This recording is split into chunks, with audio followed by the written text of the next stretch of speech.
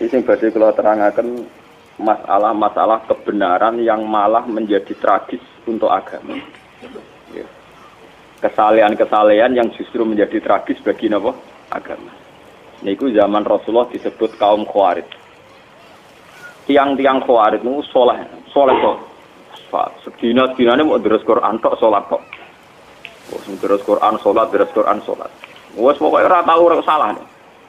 Darani wong zina ya kafir, darani maling ya kafir, darani koruptor gitu apa? Kafir. Kok dekne ku saleh. Saleh ibadah wajib, ya saleh ibadah napa? Sunat. Tapi jare Kanjeng Nabi saleh sing model ngene wajib diperangi. Mana ngeron kiai saleh nemen-nemen niku malah salah. Karena apa? Ini bahaya bagi agama. Saleh nak berlebihan itu bahaya bagi apa? Agama. Sama tak ceritani. Kelompok Khawarij itu lahir yang teridentifikasi oleh sejarah dan sudah diramalkan oleh Rasulullah. Niku zaman Ali. Dan yang paling banyak mendapat khitab tentang Khawarij adalah sinten Sayyidina. Ketika Ali perang dengan Muawiyah dan karena perang maka saling bunuh, saling tikam, saling menghujat. Orang-orang soleh itu risih. Roh Ali yo risih. Jarene pemimpin Islam, tokoh kok penggaweane perang ngrasani wong tukaran. Roh Muawiyah yo risih. Jare wong soleh pemimpin kok penggaweane perang ngrasani. Artinya dia terus merasa paling soleh dibanding Ali dibanding napa? Muawiyah. Kene darane Ali yo gento, darane Muawiyah ngene apa? Gento. Darane Ali yo kafir, darane Muawiyah. Akhirnya kelompok ini meyakini bunuh Ali ya ibadah, bunuh Muawiyah ya napa? Ibadah. Akhirnya kelompok ini orang-orang soleh yang keluar dari tatanan Ali juga keluar dari tatanan Muawiyah. Walhasil akhirnya bikin gerakan untuk anti Ali, untuk Umayyah. Bahkan ketika Sayyidina Ali kirim pasukan ke mereka, sedang deres Quran. Sauri-uripe buat deres Quran, poso, tahajud, enggak pernah salah. Tapi Kanjeng Nabi makanya ini aja sampai salah paham. Dipeseni Ali dipeseni nek ana kelompok ngono kon merangi. Sause iqamatil hujjah, sause mendapat penjelasan.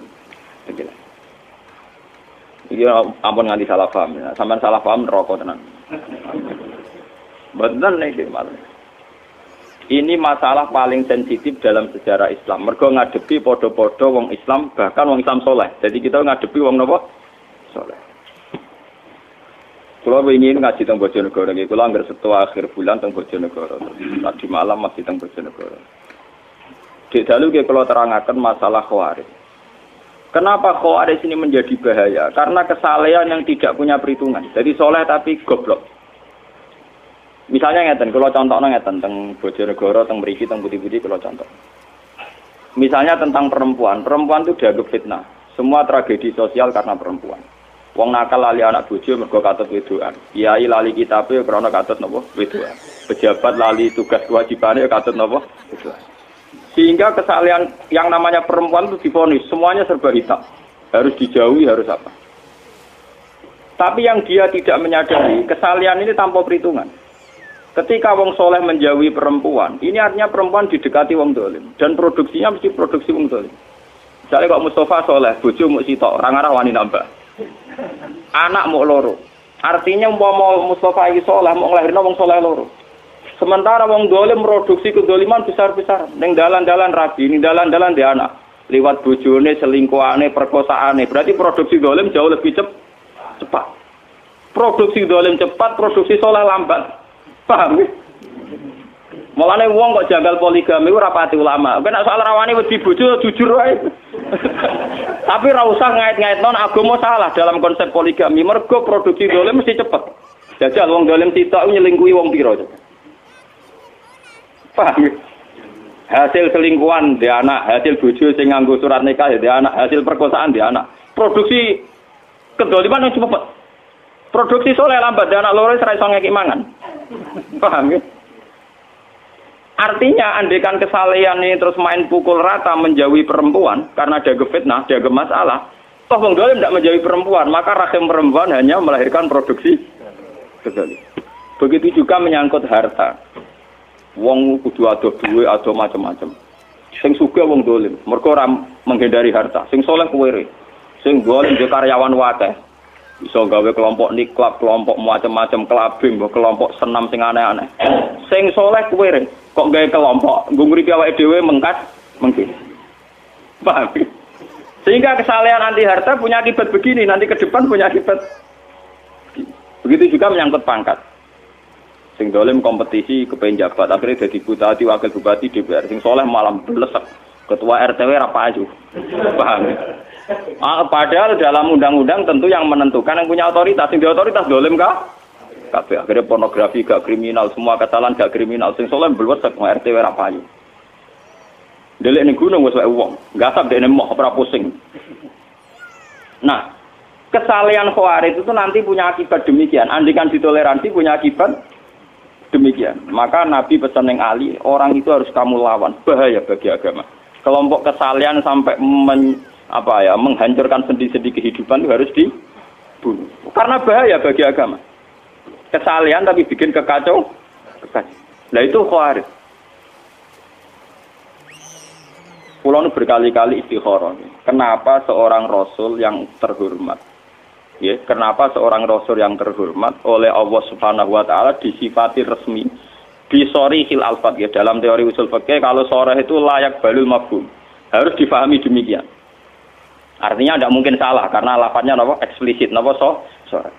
Wa ma arsalna qablaka minal mursalina illa innahum layakuluna ta'ama wa yamshuna fil aswaq. Saya tidak pernah ngutus seorang rasul kecuali punya tradisi ya doyan sego. Layak kuluna tamu ya doyan mangan. Wayam sunah fil aswaq seneng mlaku-mlaku ning pasar. Paham? Wayam sunah fil aswaq maknane seneng mlaku-mlaku teng napa? Kula nu berkali-kali ngaji teng Sarang, padahal Sarang daerah basisnya pesantren. Saya itu ngomong bahwa seorang ulama itu wajib kadang-kadang jalan-jalan di pasar. Ning terminal kok ini dalan-dalan. Sing wong akeh. Kenapa?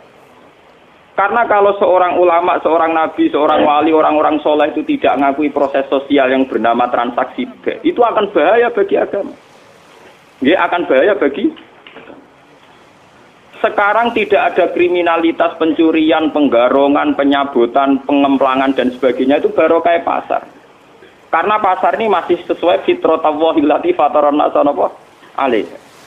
Di mana manusia ingin memiliki sesuatu harus lewat transaksi. Nah, kepengen untuk gedang goreng kudu tuku lewat transaksi. Kepengen untuk gula ya harus tuku lewat transaksi. Ingin memiliki sesuatu juga harus beli lewat transaksi. Dengan demikian ada ketertiban umum. Lah, memiliki sesuatu ingin lewat transaksi itu fitrah Allah, sunnah manusia. Karena mereka risih dengan yang namanya maling, garong, jambret. Coba kalau tidak ada pasar, orang ingin mendapat sesuatu lewat garong, lewat menjahat dan sebagainya, maka dunia akan kacau. Dan tugas seorang rasul adalah mengakui proses fitrah, proses kultur manusia yang sudah benar, yaitu ingin memiliki sesuatu lewat transaksi. Karena ini menjadi stabil, negara menjadi stabil, komunitas menjadi stabil. Sebab itu Allah dawuh wa akhallahu bi'a wa karramat iqbal. Allah sangat menganjurkan yang namanya transaksi.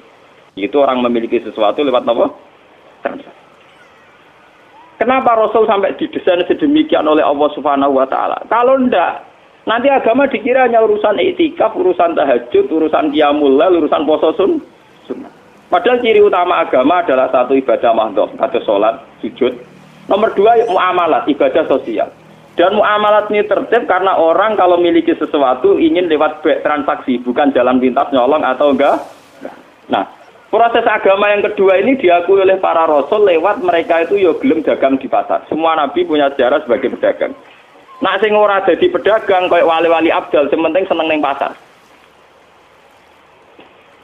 Mulane kula bolak-balik, kula teng Sarang wani matur, nek ana kitab kok nerangno ning pasar gugur muruk iku sing aran rapati ngalim, mesti rapati ngalim. Kliru. Wong ayate sore kok ditentang, kecuali ayate mabum lho.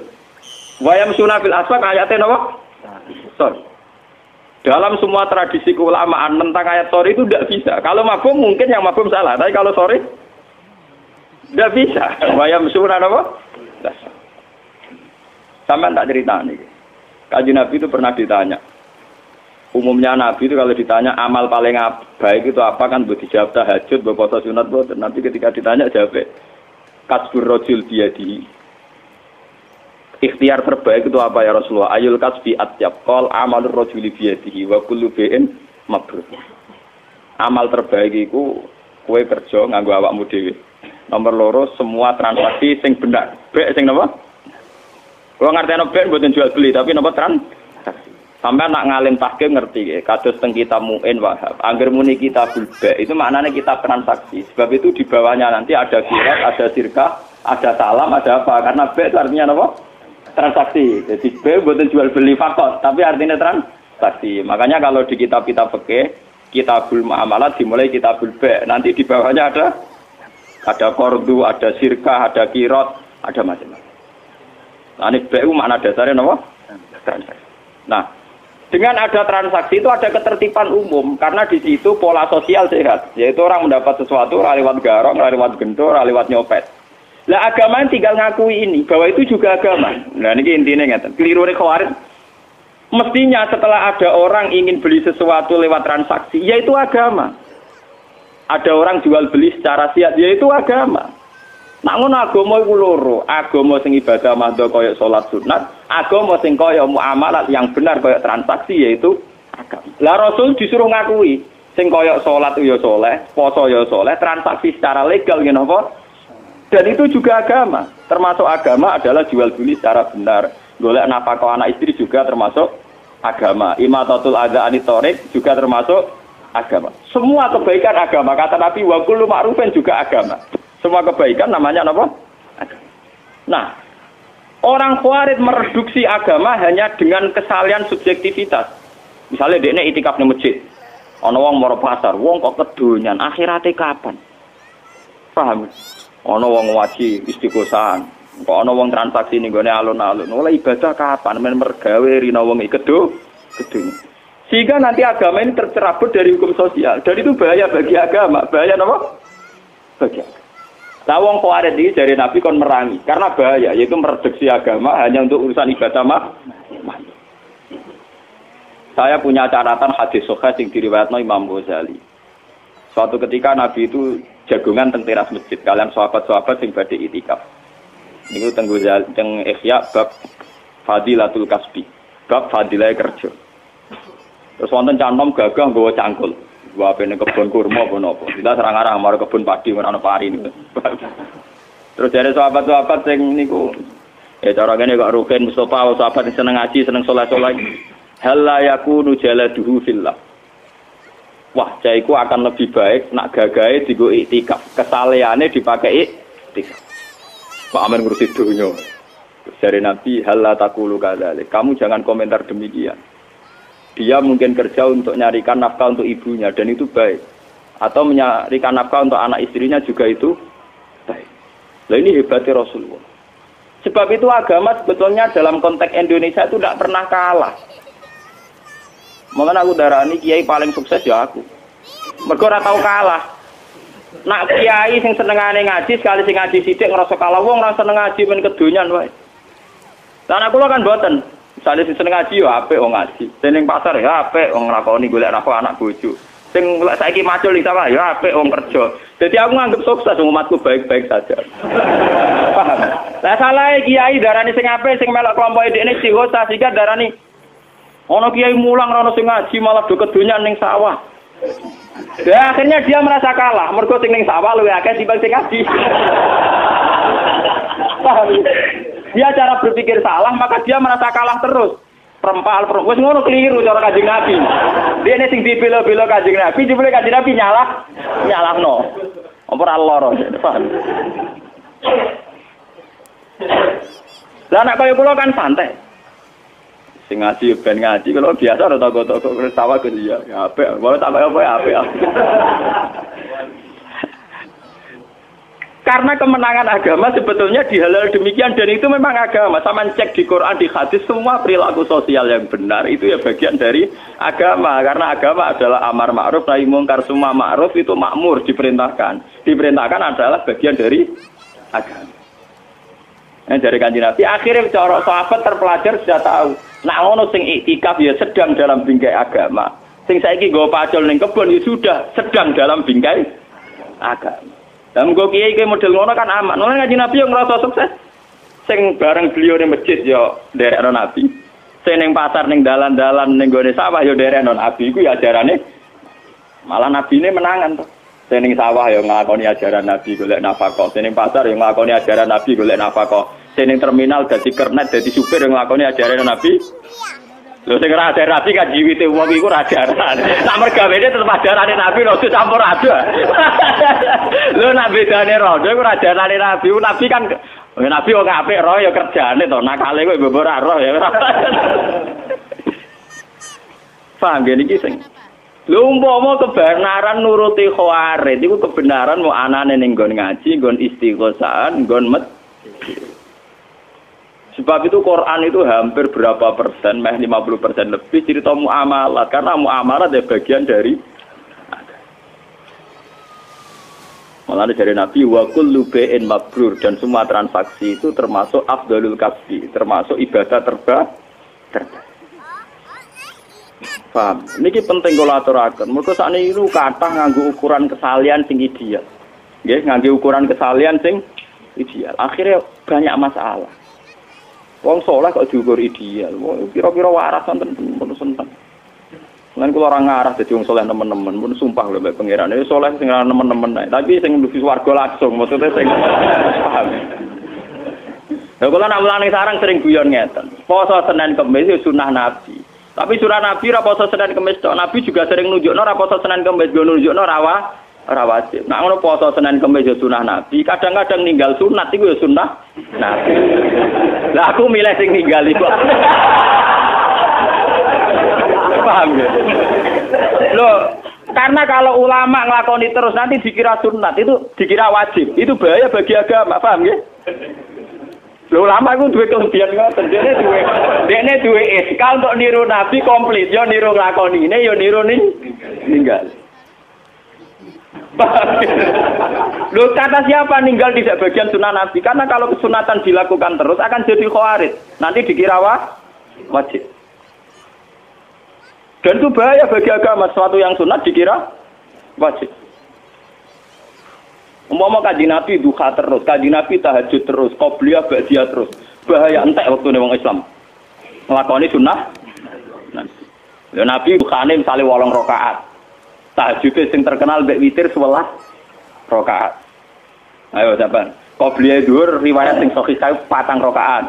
Ba'diyah 4 rakaat. Asar qobliyah 4 rakaat. Barasar salat kriminal cara fikih. Nak qobliyah maghrib ora pati muakkadah. Lah ning nglakoni kok bodho aja iki dik sunat. Tapi kok tersangka. Dadi nek kowe salat qobliyah maghrib kesane ra ora ngaji. Padahal ya sunat cuma ora muakkadah. Terus antaranya maghrib ke isya Nabi sholat ngenteni isya disebut sholat wajib. Tapi itu semua dilakukan Nabi hanya sering melakukan juga sering meninggalkan. Umpama Nabi nglakoni terus pasti dikira wajib.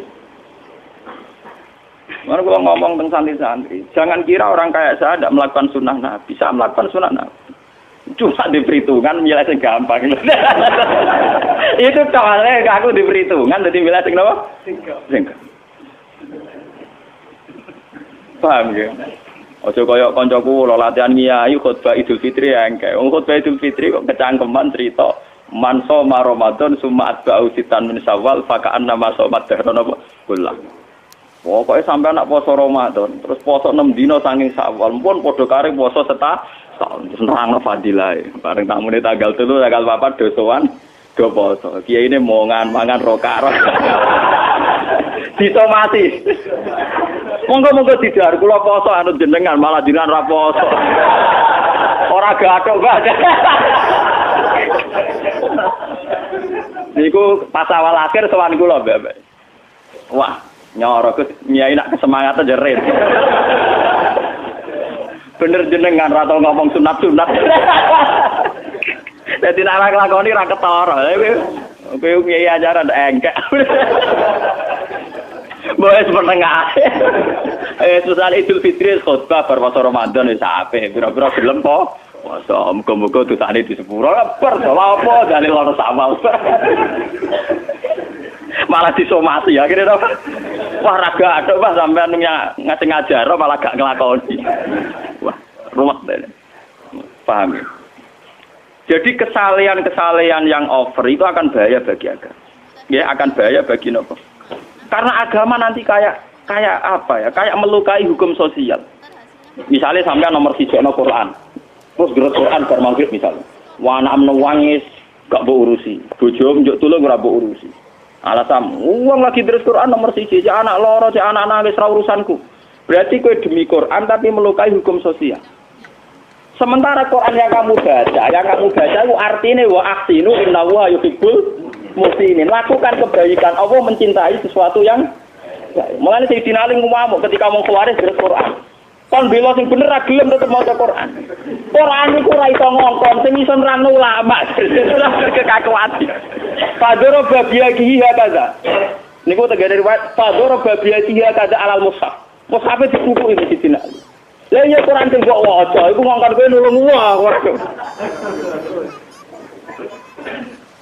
Lho iya kan lucu toh, misalnya sampean ndres Quran anak nangis. Perkara njuk susu mbok apa. Terus kowe mau nulung karena nomor 1 ana Quran, nomor 2 ana anak. Lah wong saleh model khawaris ngoten niku, cara berpikir ngoten niku. Toh saat kowe nulung anak ya jek deres Quran, mergo kowe nulung anak ya perintahe Quran. Ngapiki bojo ya atas nama perintahe. Toh kamu ndak perlu lepas dari Quran kan saat nulung anak, memperintah Allah wa ahsinu innallaha yuhibbul. Misalnya kalau dari Quran, ada tamu, misalnya Mustafa barukan tuh, Assalamualaikum Gus Lon. Lu aku mau tengok kiri kok rugen, yang ngakoni Quran, dari Quran kan sakit fikir, itu kan paham.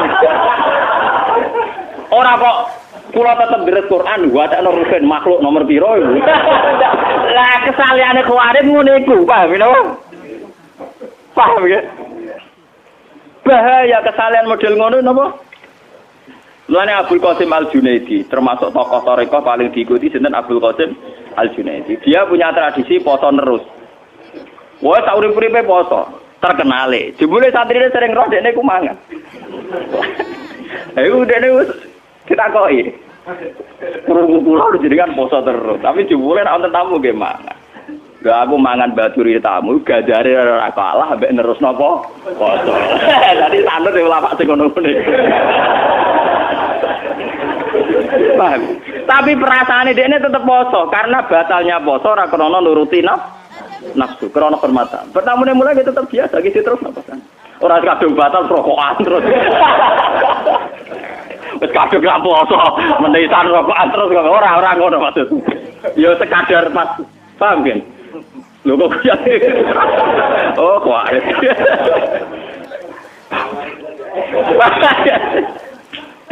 Jadi sebetulnya pola-pola kesunatan yang dilakukan Nabi itu variasinya banyak. Toh kita tetap dalam bingkai kesunatan, bingkai kebaikan. Di misalnya kayak di Quran diganggu anak berurusi ya kebaikan. Lalu ketika Nabi, kowe nak sholat jadi imam sing cepet. Perhitungan Nabi fa inna fihim ad-dha'ifa wadzal hajat. Wa kana Rasulullah idza shalla fasami abuka as-sabi khaffafa sholat. Lalu kanjeng Nabi kan ada di sholat jadi imam sing cepet. Iku ning gurimu ana wong lemah, ana wong sing duwe kepenting. Kiai wong nganggur ra PNS. Salate suwi ora masalah, ora ana di jadwal. Ora duwe napa? Ora duwe jadwal. Tapi wong sing duwe anak cilik ning omah. Ibu-ibu sing makmum kuwe duwe anak cilik ning omah mesti salate kesusu nang ngurusi anak. Kiai ini nganggur anake dipatrano mboke. Ndak bisa kamu sepihak begitu jare Nabi, ndak boleh. Salat kudu standar dengan mempertimbangkan wadzal hajat. Dan Nabi ketika sholat kok krungu cilik nangis. Dan beliau sadar ibunya karena ikut jamaah itu khaffafa sholatan. Nabi mempercepat sholat. Jangan sampai dikira sholat ini problem bagi anak. Gak bisa kamu katakan, berarti Nabi ngalano sholat di sini cilik. Lu perintah sholat ngono iku ya perintah Allah. Saiki rumah cilik ya perintah Allah. Berarti Nabi tidak ada masalah ketika sholat ya tadi fi amrillah, ketika sekarang ngurus cilik juga fi amrillah. Jika agama selalu menang. Kados kiai kok kula malah ngerasa menang terus. Gus gak ono sing ngaji kok ngerasa menang lho. Sing ning pasar kuwi ya tak anggap nglakoni sunnatullah. Sing ning terminal ya tak anggap nglakoni perintahe Allah. Jadi karena jadi supir ya tak anggap nglakoni perintahe. Karena itu sedang dalam tolabul halal. Kulo nu gak ada kenangan kalian bapak nu termasuk kiai teng Rempang karisma. Wong hafal Quran dihormati. Itu paling seneng marung. Mbok ping dalem sarapan teng omah nggih kok nak teng dalan tetep marung. Mbok badhe tok omah ana langsung marung kesene itu ora tak. Pak jenengan kok seneng marung alasane napa? Wong ngertian Pak Kiai Nur Salim dadi misteri kenapa seneng marung. Itu cerita. Dan beliau cerita sambil berkaca-kaca. Terutama ambek warung-warung sing orangnya itu lemah, kados rodo-rodo lemah atau apa. Cerita Bapak. Nak ono rondo ayu gawe warung dan dia tidak pezina, tidak menjual napa? Itu artinya dia melakukan perlawanan terhadap sing namanya zina. Wong nganti buka warung, artinya mau nyolong, mau menjual diri sebagai pezina, mau korupsi. Dia inginnya berdagang secara normal, itu artinya tolabul halal. Jadi setiap wong sing buka toko, buka warung, artinya orang yang melawan kezinaan, melawan maling, melawan penjahat. Karena dia ingin mencari nafkah lewat jalan normal. Dan itu sangat menolong agama, sangat menolong. Jadi sing ibadah ora sing tahajud tok. Wong sing jaga warung nunggoni warunge, nunggoni tokone ya ibadah. Karena iku artine melawan maling, melawan sistem-sistem cara-cara sing kotor. Padahal kita tahu ciri utama agama adalah tarkul haram. Ciri utama agama mau loro tok lek fi'lul wajib kok salat. Nomor 2 tarkul haram. Dan tarkul haram dalam masalah rezeki tentu implementasinya diwujudkan lewat duwe warung, duwe toko, paham nggih? Ya lewat nernak jarum barang cara Ki Fuad iku terus cara Rokin nggih piring Jepang. Iku ora nilai piring Jepang, nilai perlawanan terhadap ora gelem nyopet. Paham? Rai-rai potongan nyopet nak wis terus mergawe ora sida nyopet. Lah nek ngono mergawe dianggap perlawanan sangka tabiat buruk kaya nyopet, maling dan itu juga menguntungkan agama dan bagian dari agama. Mulane kudu mbok regani. Ora kok malah kiai fatwa kiai marung buak muruah. Iku cara bapak wah paling gak berkenan ngono wah wengkar banget. Wong anak kula niku kula cerita bolak-balik teng mriki. Anak kula cara teng desa kula termasuk wong mapan. Niku nak jajan teng SDTK kira-kira ora pati doyan. Tapi tetep tak jajan negeri tak sangoni tak kenjen. Kat kula nanti protes. Wong mboten dipangan kok dituku ra israf. Ya ora ya malah arah tuku malah esrok. Ya. Karena bagi saya ada seorang tua, janda tua mergawe teng SD teng TK. Itu luar biasa karena dia dalam bingkai tolabul halal. Dan tolabul halal itu ibadah. Paling enggak bunuh maling, bunuh mental copet dan dia juga bunuh mental toma.